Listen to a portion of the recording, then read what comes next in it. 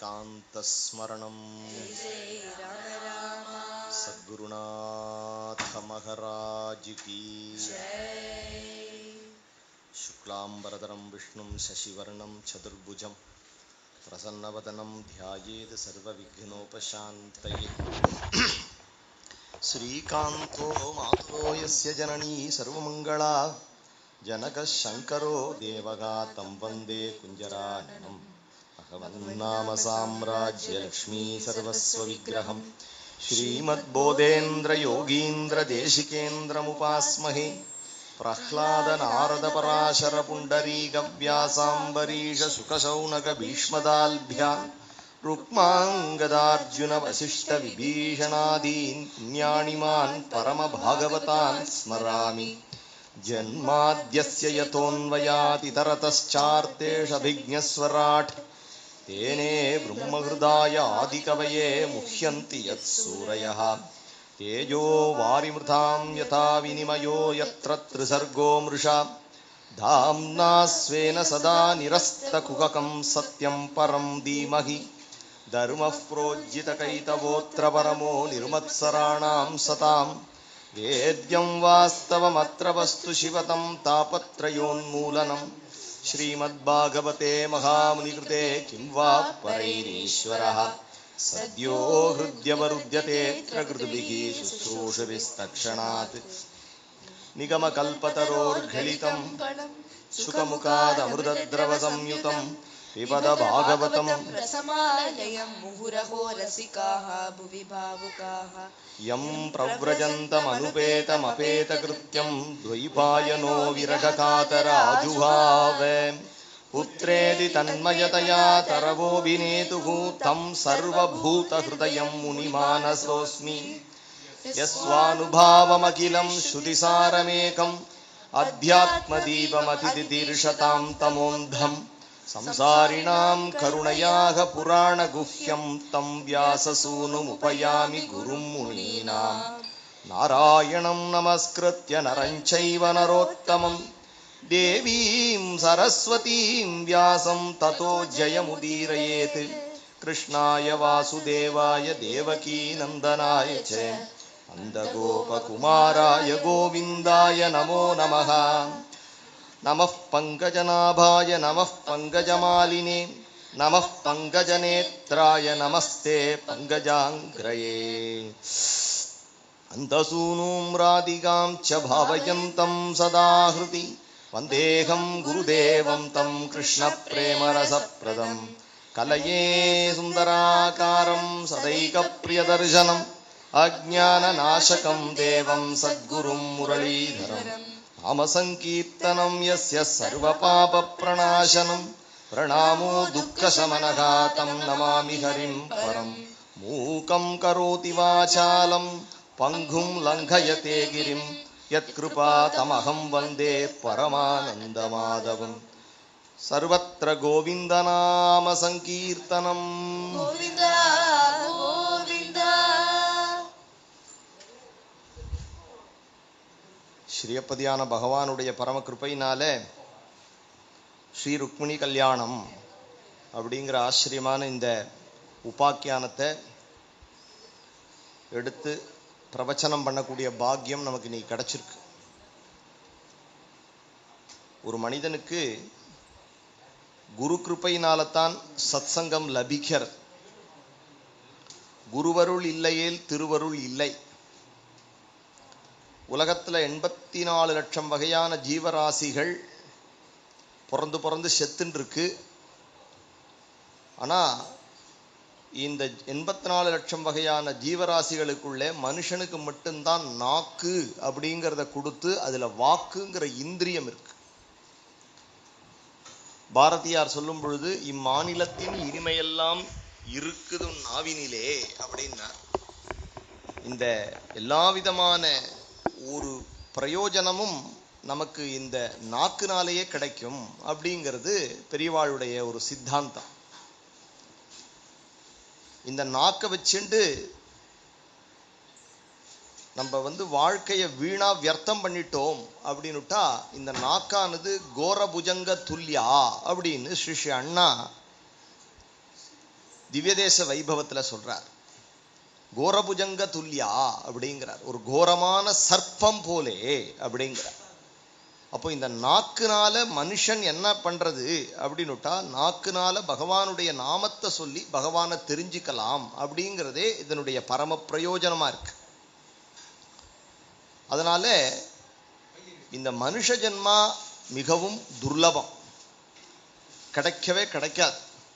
துர்லபம் மானுஷம் ஜென்ம ததப்யத்ருவம் அர்த்ததம். பிரகலாத சுவாமி சக மாணவர்களுக்கு உபதேசம் பண்றார். துர்லபம் மானுஷம் ஜென்ம ததப்யத்ருவம் அர்த்ததம். இந்த மனுஷ ஜென்மம் ரொம்ப துர்லபமானது. ஆச்சாரியாலும் இதை சொல்லும் பொழுது ஜந்தூனாம் நரஜென்ம துர்லபம் அப்படின்னார். விவேக சூடாமணியில சொல்லும் பொழுது ஜந்தூனாம் நரஜென்ம துர்லபம். அப்போ அந்த ஜந்துக்களுக்குள்ள யார் ஜந்து அப்படின்னுட்டா, ஜாயத்தே இது ஜந்துஹு. அதாவது எதெல்லாம் ஜீவிச்சிருக்கோ அதெல்லாம் ஜந்து. ஜீவிச்சிருப்பவைகளுக்குள்ளே மிகவும் சிரேஷ்டமான பிறப்பு மனித பிறவி. அதனால ஜந்தூனாம் நரஜென்ம துர்லபம் அப்படின்னு ஆச்சாரியால் அதையே பிரகலாத சுவாமி சொல்லும் பொழுது, மனுஷ ஜென்மா ரொம்ப துர்லபமான, துர்லபம் மானுஷம் ஜென்ம ததபி அர்த்ததம் அப்படிங்கிறார். அர்த்ததம், அர்த்ததம்னா அதுக்கு ஒரு பிரயோஜனம் இருக்கு. ஆனா பிரயோஜனம் இருக்கு அப்படின்னு நினைக்கிற சமயத்திலேயே அந்த மனுஷ ஜென்மமானது என்ன அப்படின்னுட்டா அத்ருவம். அத்ருவம் அப்படின்னா அன்சர்டன், நிலையில்லாதது.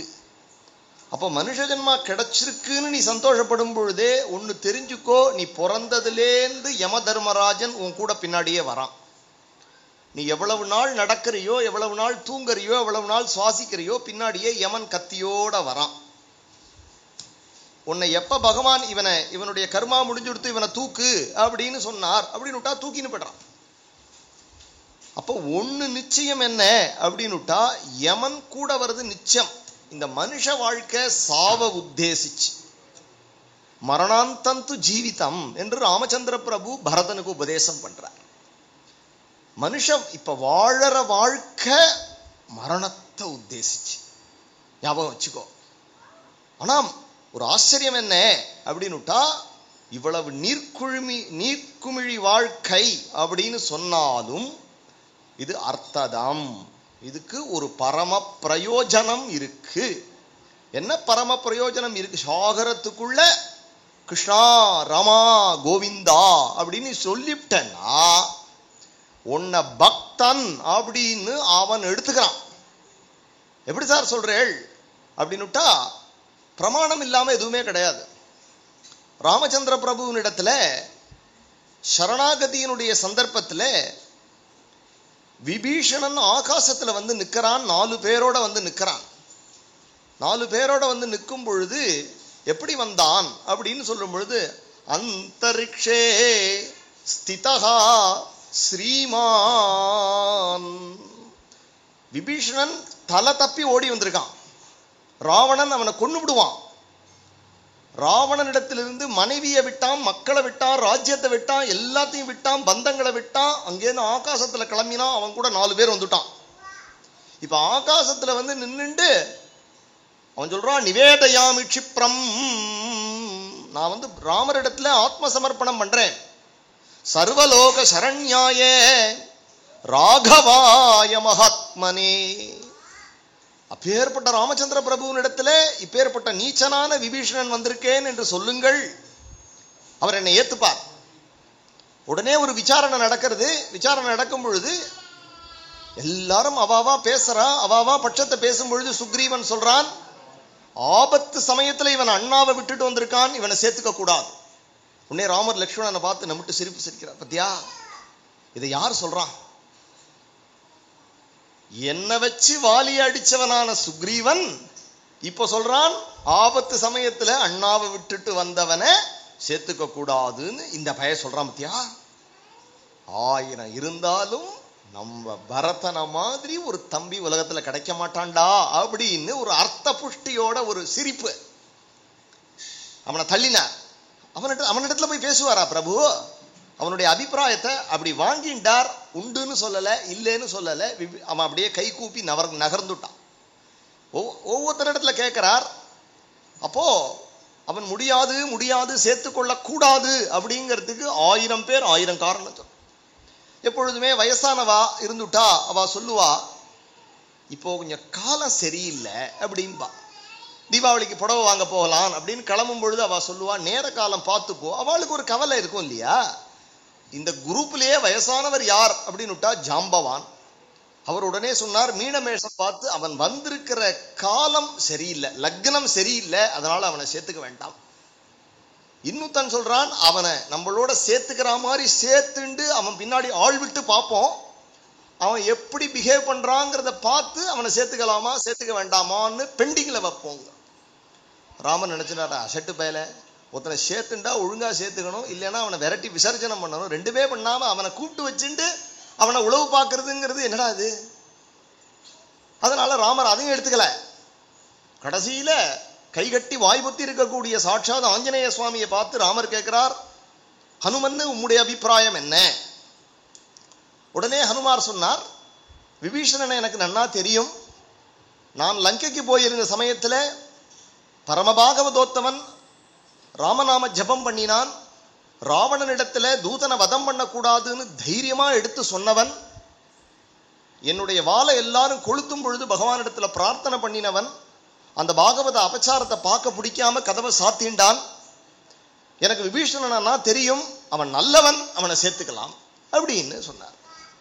இதெல்லாம் கேட்டுட்டு ராமர் ஒன்று சொல்றார், ஹனுமன்னு நல்லவனை சேர்த்துக்கலாம் அப்படின்னு சொன்னா யோகிதை இல்லாதவனை சேர்த்துக்க கூடாது அப்படிங்கிறது உங்களுடைய அபிப்பிராயம் ஆயிடுறது. அப்போ நல்லவன் படித்தவனெல்லாம் ராமர் சேர்த்துப்பார். 100க்கு 94 மார்க் வாங்கினவனைத்தான் நான் எங்க ஸ்கூல்ல எடுத்து அவனை 100க்கு 100 வாங்க வைப்பேன் அப்படிங்கிற பள்ளிக்கூடம் நான் இல்லை. இந்த பள்ளிக்கூடம் எப்படி அப்படின்னுட்டா, சகிருதேவ பிரபன்னாயே தவாஸ்மீதி ஜயாச்சதே அபயம் சர்வபூதேப்யா ததாமி ஏ தத்து விரதம் மம. சொல்றார் சுக்ரீவன் இடத்துல சொல்றார், சுக்ரீவா நான் ஒன்னு சொல்றேன். என்ன சொல்றேன் அப்படின்னுட்டா, யாரொத்தன் தன்னுடைய வாழ்க்கையில ஒரே ஒரு தடவை ராமா சகிருதியேவ, ஒரு தடவை, அது தெரிஞ்சு சொன்னானோ தெரியாம சொன்னானோ தெரியாது, சகிருதேவ பிரபன்னாய சரணாகதி பண்ணிவிட்டேன் அப்படின்னு கூட அவனுக்கு சொல்ல தெரிய வேண்டாம்.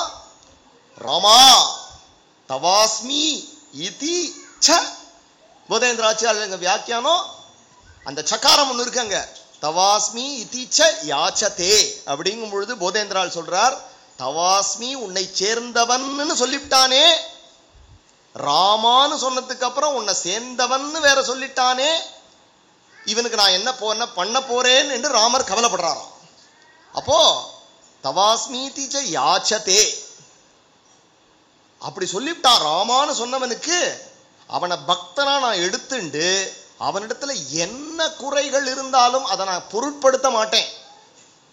அபயம் சர்வபூதேப்யா, அவன் எதுவா இருந்தாலும் சரி, புல்லாகி பூடாய் புழுவாய் மரமாகி பல்விருகமாகி பறவையாய் பாம்பாகி கல்லாய் மனிதராய் பேயாய் கணங்களாய் வல்ல அசுரராகி முனிவராய் தேவராய் செல்லா நின்ற இத்தாவர சங்கமத்துள் எப்பிறப்பாயினும் ராமா என்று ஒரு வார்த்தை அவன் சொல்லுவான் ஆகில், அவனுக்கு நான் குலத்தோட அபயம் கொடுக்கிறதுன்னு ஒரு விரதத்தை நான் வச்சுட்டு இருக்கேன். அதுக்குதான் இப்பேற்பட்ட கோதண்டத்தை நான் தரிக்கிறேன்.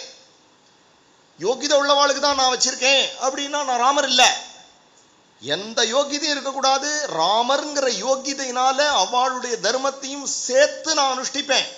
பரமாச்சாரியால் சொன்ன மாதிரி லோகம் எப்படி இருக்கே அப்படின்னா, லோகத்தை மாத்திர அளவுக்கான தபசு என்கிட்ட கம்மியா இருக்கு அப்படின்னு சொன்ன பரமாச்சாரியாலத்தான் ராமர் எப்படி அவதாரம் பண்ணார்? குரு தான். பரமாச்சாரியால்கிட்ட போய் சொன்னா பரமாச்சாரியால் சொல்றார், அந்த அளவுக்கு எனக்கு தபசு இல்லடா. ராமர் அதே தான் சொல்றார். அப்போ இவனுக்கு தான் அடைக்கலம் கொடுப்பேன் அவனுக்கு தான் அடைக்கலம் கொடுப்பேன்னு கிடையாது. யார் ராமான்னு சொன்னானோ அவனை நான் அடைக்கலம் கொடுப்பேன்.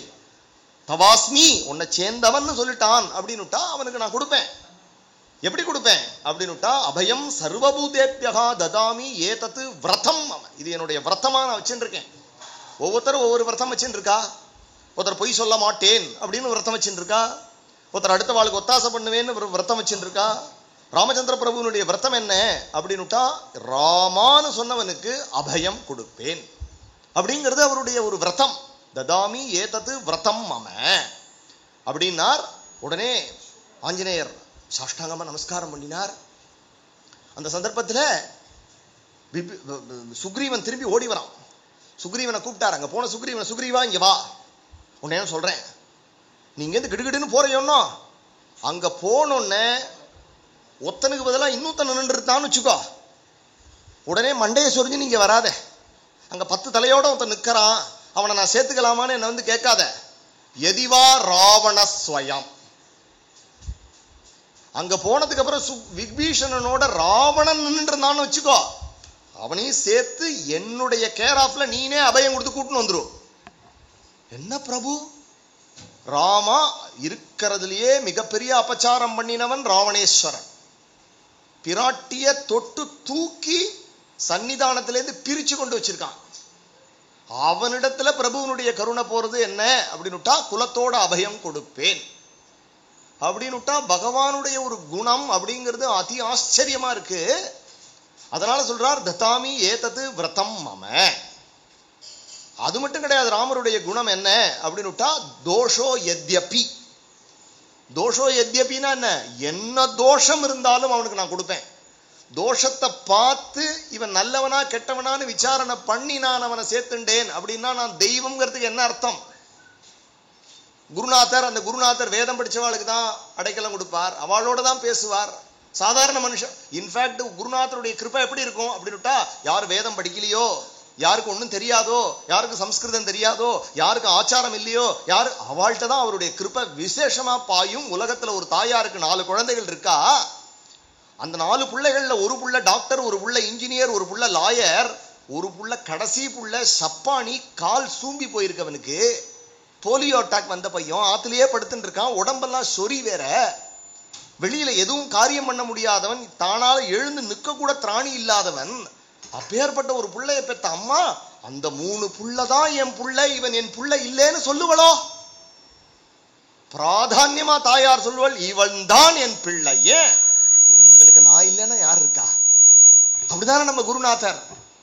இந்த ஜனங்களுக்கு என்ன விட்டா யார் கதி? வேதம் படிச்சவா வா வேத பலத்தினால முன்னேறிடுவாப்பா, பஜனை பண்ண தெரிஞ்சவா நாம சங்கீர்த்தனத்தினால போயிடுவா, பிரவச்சனம் பண்றவன் பிரவச்சனம் பண்ணி போயிடுவான். எதுவுமே இல்லாதவனுக்கு என்ன கதி? நாமம் கூட சொல்ல வரலப்பா, நாம சொல்றேன்னு எங்க நாம வருது? அப்போ நமக்கெல்லாம் சேர்த்து அவர் நாம ஜபம் பண்றார். அதுதான் தெய்வம். குரு குரு ஹரி 2 பேரும் ஏகஸ்வரூபம், தாயும் தந்தையும் மாதிரி. தாயார் எப்படி குருநாதர் தான் நமக்கு அம்மா, பகவான் ஹரி அப்பா. குழந்தை பிறக்கிறது, குழந்தை பிறந்தோடனே மலமூத்திர விசர்ஜனம் பண்ணி அழுக்கா ஏன்னு கத்தின்னு கிடக்கு. உடனே அதை எடுத்துன்னு அந்த அப்பா கிட்ட கொண்டு கொடுத்தா, இந்தாடி உன் பிள்ளைய நீனே வச்சுக்கோ, அசிங்கம் பண்ணிவிட்டான்னு கொடுத்துருவார். ராத்திரிலாம் அவர் நல்லா தூங்க போயிடுவார், ஆஃபீஸ் இருக்குன்னு சொல்லிட்டு. இந்த பெத்தவ தான் எப்படி இருந்தாலும் அதை தொடச்சி அலம்பி அவனை வளர்த்து கஷ்டப்பட்டு அவனுக்கு நல்லது கெட்டது சொல்லி, இவர் தாண்டா உன் அப்பா, இவர் தான் உன் அப்பா, அவருக்கு பிடிச்ச மாதிரி நடந்துக்கோன்னு அப்பாவையும் காமிச்சு கொடுத்து அந்த தாயார் அந்த குழந்தைய ராப்பகலா வளர்த்து அவன் அண்ணா படிச்சு பெரிய டாக்டர் இன்ஜினியர் ஆயிட்டு அவன் ஒரு 50,000 ரூபாய் சம்பளம் வாங்கினோன்னு இந்த அப்பா அங்கேருந்து என்ன பண்ணுவார்? என் புள்ள சார் பெரிய software engineer sir, 1 lakh salary sir, யூஎஸ்ல இருக்கான் சார் அப்படிம்பார். அப்போ இது என்ன லோக ரீதியா இப்படி இருக்கே தவிர, அந்த குழந்தை என்ன பண்ணுவான்? சம்பளம் வாங்கின கவரை நேரம் அம்மா கிட்ட கொண்டு நீட்டுவான். அப்பா உடனே டர்ன்னு பார்ப்பார், தியா அவள்கிட்ட கொண்டு கொடுக்குறான் பார், அவள்கிட்ட தான் கொடுப்பான். ஏன்னா அவன் மலமூத்திர விசர்ஜனம் பண்ணிட்டு பாபத்துல நான் கடந்த பொழுது என்னை என் குருநாதர் தானே சுத்தம் பண்ணினார். பகவான் என்கிட்ட வெள்ளையே அவிபக்வ கஷாயானாம் துர்தர்ஷோகம் குயோகினாம் என்று நாரதரிடத்திலே டேக்கா கொடுத்துட்டு போறான் பகவான். ஆனானப்பட்ட நாரதருடைய பூர்வ அவதாரத்துல பகவான் டேக்கா கொடுக்குறான், உனக்கு என்னுடைய தரிசனம் கிடையாது, எனக்கு உனக்கு இந்த ஜென்மால என்னுடைய சொரூபத்தை பார்க்கக்கூடிய பாக்கியம் கிடையாது, குரலை தான் கேட்ப அப்படின்னு நாரதருக்கே பகவான் டேக்கா கொடுத்தான்னா நமக்கெல்லாம் சிக்குவானா? ஆனா என் குருநாதர் சொன்னார் அப்படின்னுட்டா என் பகவான் என்கிட்ட வருவானே. அதுக்கு ஒரு படி மேல கபீர்தாசர் சொல்றார், குரு கோவிந்த ஹரி கோவிந்த தோனோ கடை 2 ஹரி குரு, குரு கோவிந்த் தோனோ குரு கோவிந்த் 2 பேரும் சேர்ந்து வரா அப்படின்னுட்டா என்னுடைய குருநாதரிடத்துல தான் நான் போவேன். ஏன்னா என்னுடைய குருநாதர் சொன்னா கோவிந்தன் எவ்வளவு தடவைனா வருவான்டா. எனக்கு கோவிந்தன்னா யாருன்னு எனக்கு தெரியும். எனக்கு ராமாயணம் தெரியுமா, பாகவதம் தெரியுமா, பகவத்கீதை தெரியுமா? ஒண்ணு தெரியாது. சாஸ்திரம் தெரியாது, ஆச்சாரம் கிடையாது, அனுஷ்டானம் கிடையாது, ஒரு பலம் கிடையாது. ஒரு பலம் நம்ம சொல்லணும் அப்படின்னு ஆசைப்பட்டு சொல்லுவோமாகில் இந்த சரீரத்துல ஒரு அபிமானம் குருநாதருக்கு ஆட்பட்ட ஜென்மம் அப்படிங்கிற ஒரு அபிமானத்தை தவிர இந்த உடம்புல வேற ஒரு அபிமானம் கிடையாது. உள்ளேந்து யோத்த பிரவிஷ்ய மமவாச்ச இமாம் பிரசுப்தாம் சஞ்சீவயதி என்று உள்ளிருந்து குருநாதர் இயக்கிறார். குருநாதர் பேசுறார், நம்ம பேசல. மயர்வர மதிநலன் அருளினன் எவன் அவன் என்று ஸ்ரீ சூக்தியில சாட்சாது நம்மாழ்வார் கேட்கிறார். இந்த குரல் வெளில வரத ராத்திரி படுத்தினா கார்த்தால எழுந்திருக்கிறேன், எங்க இருந்து வரும்? பகவான் இருக்கான்பா. அந்த பகவான் இருக்கான்னு தெரியறதுக்கு குரு கிருபை இல்லைன்னா உனக்கு தெரியாதுப்பா. அதனால ஒரு மனிதனுக்கு குருவனுடைய அருள் இல்லை என்றால் எதுவுமே கிடையாது. இன்னொரு ரகசியார்த்தம் சொல்லணும் அப்படின்னுட்டா ஸ்திரீகளுக்கு நன்னா புரியும், பெரியவாளுக்கு புரியும். ஒரு குழந்தைக்கு இன்னார்தான் தகப்பன் என்று அம்மா சொன்னாதான் தெரியும். விளையாட்டா சொல்லிவிட்டேன், கதை சொல்லிவிட்டேன். அது மாதிரி இவன் தான் பகவான் யார் காமிச்சு கொடுக்கணும்? குரு காமிச்சு கொடுத்தாலும் ஒழிய தெரியாது. எல்லாரையும் அப்பான்னு சொல்ல முடியுமா? அந்த தாயார் சொல்லணும். அதுபோல குரு காமிச்சாதான் அந்த பையனுக்கு யதார்த்தமான தகப்பன் தெரியுமா. அதுபோல குருதான் சர்வம்.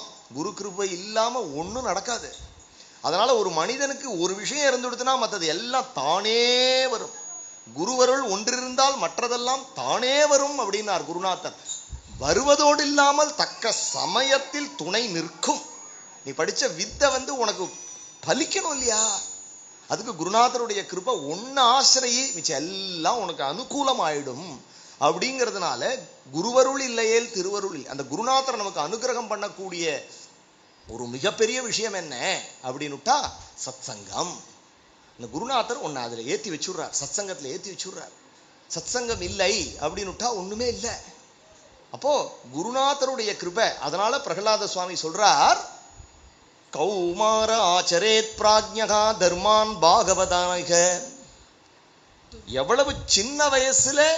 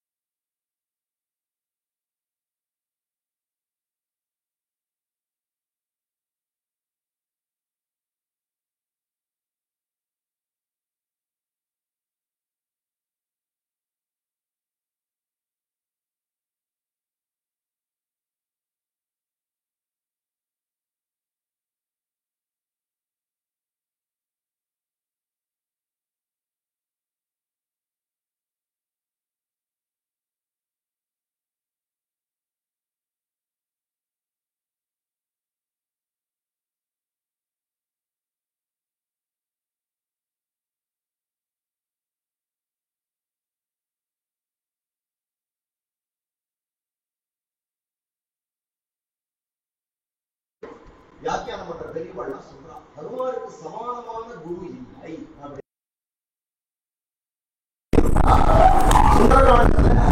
சமுத்திரத்தை தாண்டி சமுத்திரம்ன்றது சம்சார சாகரம். குருநாதர் எப்படி இருப்பா அப்படின்னா, குருநாதரை பற்றி சொல்லும் பொழுது பிரம்மனிஷ்டம் சொல்ற ஸ்ரோத்ரியம்னா வேதத்தை கண்டவர் என்று பொருள். பிரம்மனிஷ்டம் அப்படின்னுட்டா வெறும் படிப்பறிவு மட்டும் கிடையாது, அந்த வேதத்தினுடைய வேதவேத்தியமான பரம்பொருளை ஆத்மானுபூதி அனுபூதி உள்ள ஒரு மகான். ராமகிருஷ்ண பரமஹம்சர் எந்த சாஸ்திரமும் படிக்கல, ஆனா அவருடைய சாஸ்திரம் எல்லா அவருடைய வாழ்க்கை எல்லா சாஸ்திரத்துக்கும் விளக்கமா அமைஞ்சுது.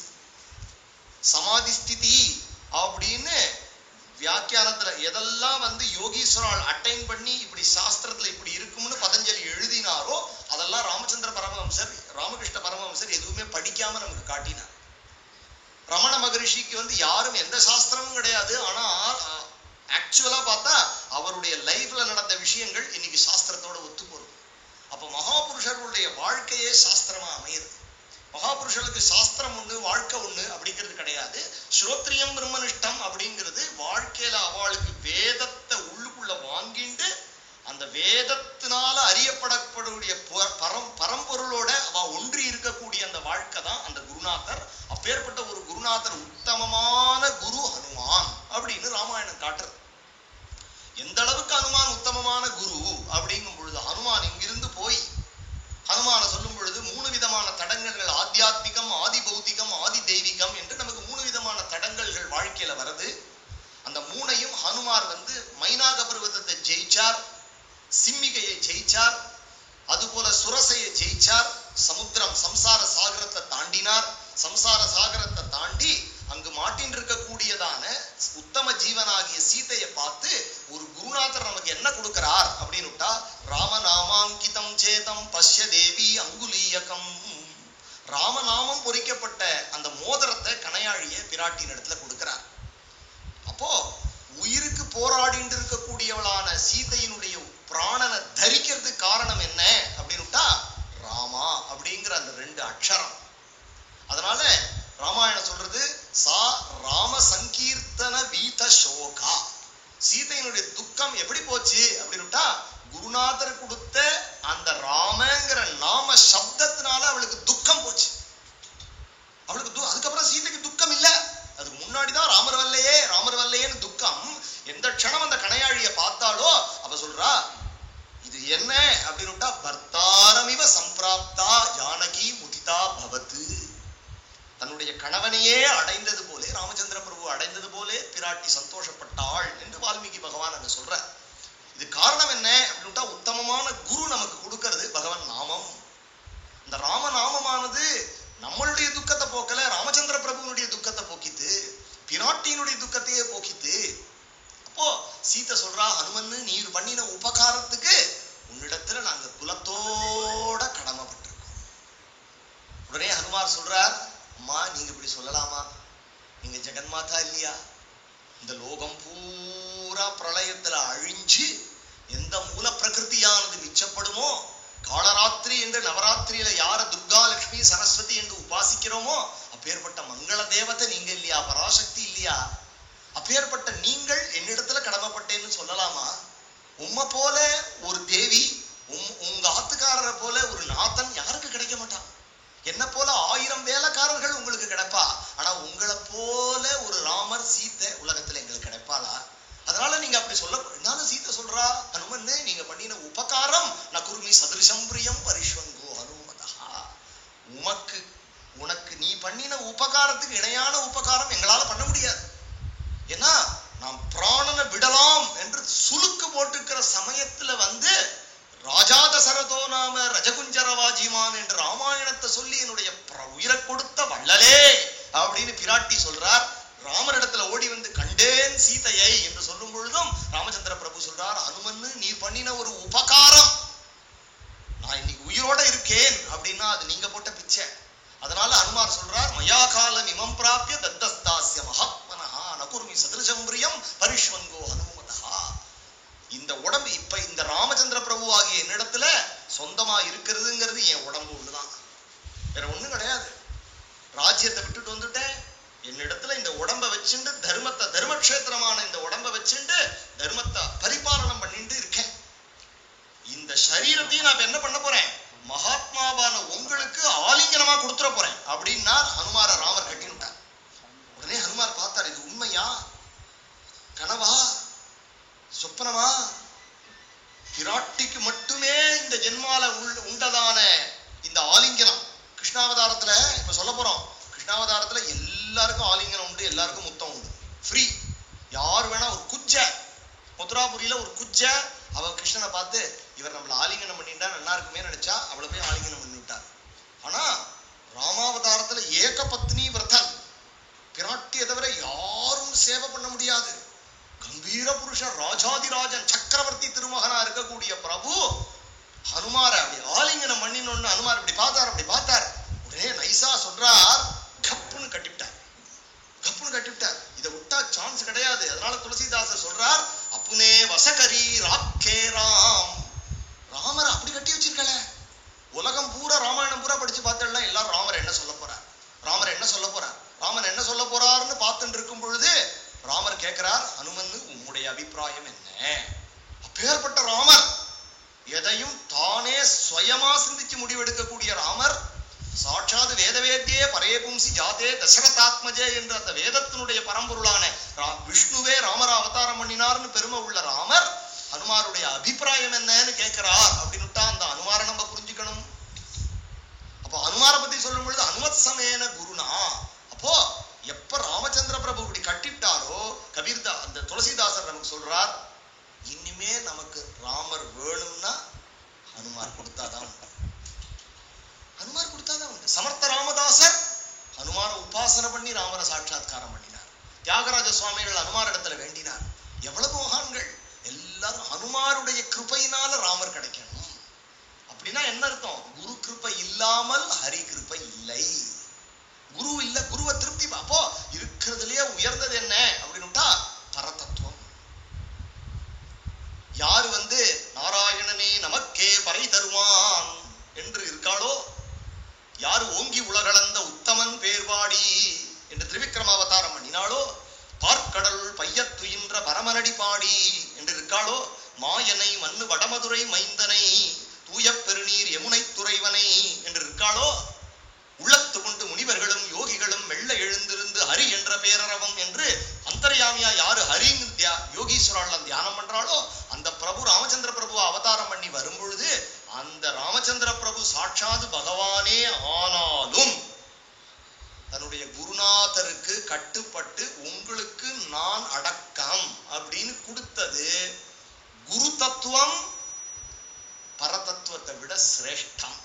இப்ப குருனுடைய கிருபை இல்லாம பகவான் ஒரு நாளும் கிடைக்க மாட்டான். அதனால சீதைக்கு ஹனுமார் திருப்பி கிடைச்சதுக்கு காரணம், சீதைக்கு ராமர் திருப்பி கிடைச்சதுக்கு காரணம் ஹனுமான். ராமருடைய சொரூபமே ஹானி ஆயிடும், துக்கம் வந்துடும். ராமர் தன்னுடைய நினைவை இழந்து ஹா மைதிலி ஹா சீதே என்ற ஆகாரம் இல்லாம மேல ஊற புழு பூச்சி தெரியாம இருக்கக்கூடிய காலத்துல கண்டேன் சீதையை என்ற அமிர்த வச்சனத்தை கொண்டு வந்து வார்த்தது யாரு அப்படின்னுட்டா சத்குருநாதரான ஹனுமான்.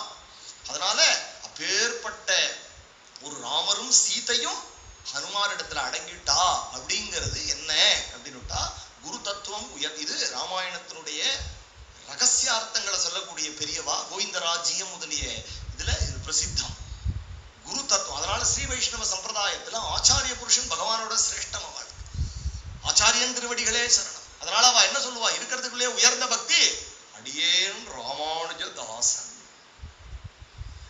ராமானுஜ தாசன். தாசோகம் தாசோகம்னு சொல்றோம் இல்லையா, எப்படி சொல்லணுமா, குருநாதருடைய தாசன், குருநாதருடைய தாசன். அந்த குருநாதருடைய கிருபை இல்லாம பிரகலாத சுவாமியை கேட்கிறான், கூட இருந்தவங்க கேட்கிறான், பிரகலாதா சக்க போடு போடுறேடா, நீ எங்களோட தானடா படிச்சுட்டு இருக்க, உங்க அப்பாவை பகவானை கண்டா வெட்டுவேன்னு அருவாளோட அலையிறார், நீ எப்படிடா இந்த போடு போடுறியடா, பயங்கரமான விஷயங்கள்லாம் சொல்றியடா, எப்படிடா படிச்ச அப்படின்னு பிரகலாத நைசா சொல்றார். பிரகலாத சுவாமி கைகளை குறிச்சுட்டு ஞானம் ததேத தமலம் துரவாபமா ஞானம் ததேத தமலம் துரவாபமாக நாராயணோ நரசக கில நாரதாய ஏகாந்த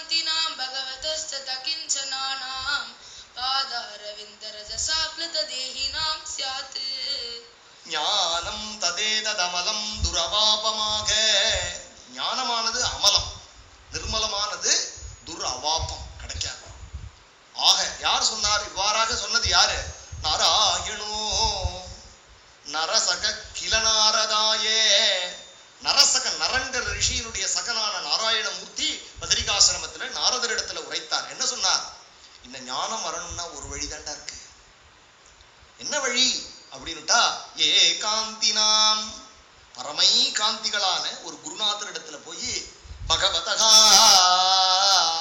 தத் அகிஞ்சனானாம். அகிஞ்சனானாம்னா யாரு? கையில கிஞ்சித்து பணம் இல்லாதவன். கிஞ்சித்து பணம் இல்லாதவன் அப்படின்னுட்டா என்ன? கபீர்தாசர் சொல்லித்தரார். என்ன அப்படின்னுட்டா நிர்தன கோதன ராம். நிர்தனர்களுக்கு யாருடா தனம் அப்படின்னுட்டா மீராவும் பாடுறா, ராமரத்தன தன பாயோ ஷாமரத்தன தன பாயோ. எனக்கு ராமரத்தனம் வேணும் ஷாமரத்தனம் வேணும்ங்கிறார்.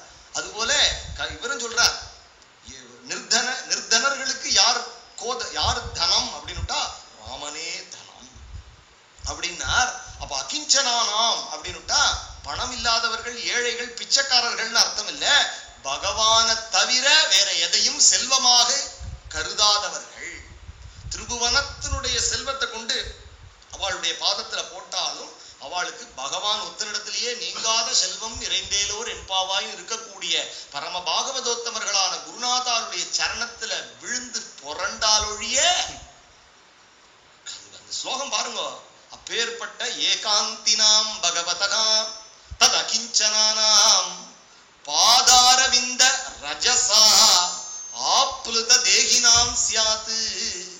ஆப்ளுதங்கிறார். ஆப்ளுதன்னு அப்படியே சொட்ட சொட்ட நனையணுமா. பரிப்ளுதா ஆப்ளுதா தேகினாம் சியாத்து. நம்ம அவ நடந்து போன அவ சாப்பிட்ட மிச்சத்துல விழுந்து புரண்டு அவளுடைய அந்த உச்சிஷ்டம் நம்ம சரீரத்துல எல்லா இடத்துலயும் பட்டு அதனால உனக்கு கொஞ்சம் கொஞ்சமா ஞானம் சித்திக்கும் அப்படின்னு சொல்லித்தரார் அந்த குரு. இதேதான் ஜனாபாயும் ஒரு அபங்கத்துல சொல்றார்.